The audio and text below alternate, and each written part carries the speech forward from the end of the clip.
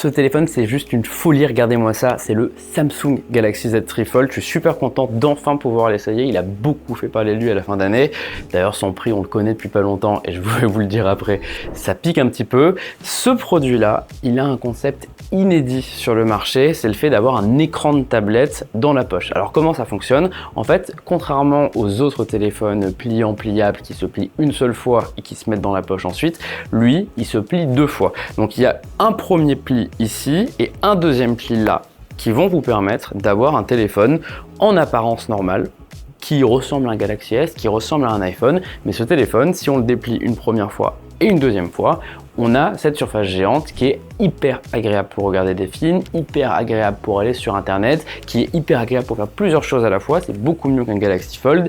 Bref, c'est une vraie innovation technologique. Genre là par exemple avec le mode DeX, on va utiliser le Galaxy Fold en écran externe et donc on peut travailler sur son écran d'ordinateur et sur le Fold en même temps. C'est techniquement possible sur d'autres téléphones, mais ça sera jamais aussi bien qu'avec un écran de la taille d'une tablette. Ça nous montre à quoi pourraient ressembler les téléphones du futur avec des écrans toujours plus polymorphes qui sont capables de se plier en 2, en 3, en 4. Maintenant, il y a quand même quelques défauts. Son concurrent, par exemple, le Huawei Mate X-T, quand on le plie une première fois, on a un écran carré qui est complètement utilisable. Chez Samsung, ils ont fait le pari de protéger complètement l'écran interne, ce qui est peut-être mieux pour la longévité du téléphone, mais la conséquence, c'est que quand vous le pliez une première fois, vous avez ça, un gros écran noir, et ça, c'est absolument pas utilisable. Donc c'est soit le grand écran, soit le petit écran. Donc forcément, ça gâche un petit peu l'expérience. Pareil au niveau du pli, il ne faut pas se tromper. Regardez ce qui se passe quand on le plie comme ça.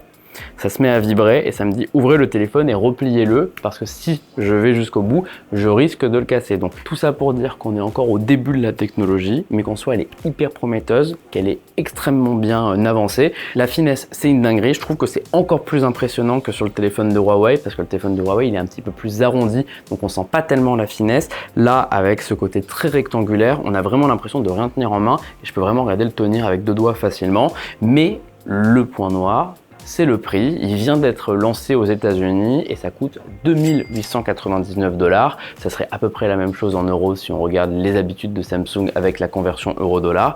Donc c'est immense. C'est pas sûr que cette génération-là arrive en France. On verra, peut-être que ça arrivera dans un second temps, mais dans tous les cas, il y a peu de chances que ce soit un best-seller. Si ça arrive, c'est surtout de l'image pour Samsung. L'objectif, c'est de montrer aux gens que eux innovent énormément encore sur les téléphones et qu'ils sont capables d'avoir des écrans extrêmement avancés. Personnellement, je dis chapeau.